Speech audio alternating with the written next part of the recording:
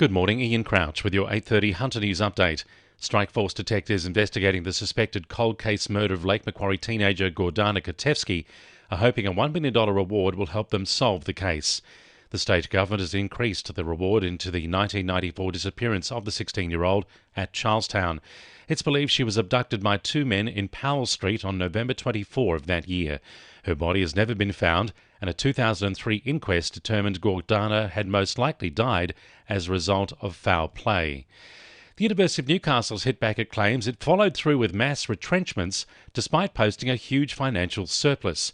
The institution tabled its annual report to State Parliament on Monday, showing it recorded a surplus of $185 million. The Tertiary Education Union seized on the result, claiming the cutting of 150 jobs has now proven to be unnecessary after university management claimed financial hardship during the COVID pandemic. Vice-Chancellor Alex Zielinski says the surplus included some unusual one-off factors and insists revenue wasn't keeping up with expenses. Pressure is mounting on the state government to start planning for a new hospital in southern Lake Macquarie. Lake Macquarie MP Greg Piper is leading the charge, saying the new public hospital should be built at Morisset to cater for the area's rapidly growing population. Local residents are currently forced to travel to the John Hunter or Wyong hospitals for treatment. Greg Piper says he's discussed the issue on numerous occasions with previous health ministers over the years, and the government needs to step up and get the ball rolling. The Hunter's being urged to give back to the region's most vulnerable this weekend for the Salvation Army's Red Shield appeal. The organisation is running its national door knock with hopes to reach its fundraising goal of $36 million across Australia.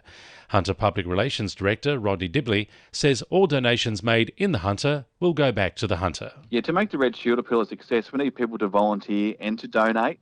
So we encourage, if people have some time and they want to support the Salvos by giving some of their time and being a collector, please go to the salvationarmy.org.au. It's hoped the Walker Waterworks near Maitland will be able to reopen soon, thanks to a major cash injection from the state government.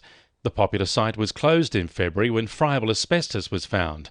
The government has provided $612,000 to Maitland Council to carry out an assessment and clean up the contaminated land. Singleton Council is encouraging local gardeners to take advantage of their seed library. The library is now largely self-sustaining as gardeners donate seeds back from their harvests, which can be borrowed at any time by locals.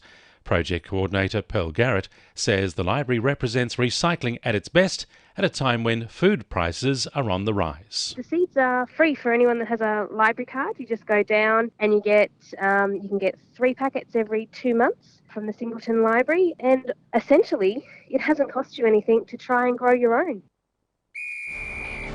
2NURFM Sport. The Newcastle Jets have signed local talent Archie Goodwin for the next 3 seasons.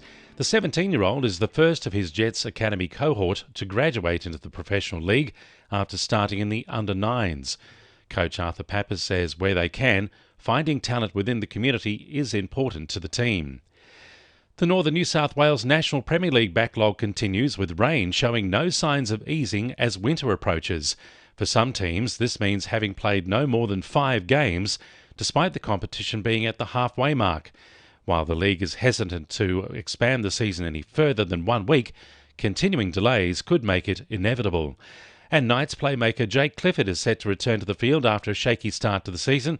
Clifford was benched weeks ago for poor performance, but will make his comeback this Saturday against the Warriors to replace Adam Clune. And the winning numbers in Oz Lotto are 5, 19, 29, 37, 45, 46 and 47, and the supplementaries are 40, 42 and 43. And now you're up to date with the latest 2NURFM Hunter News.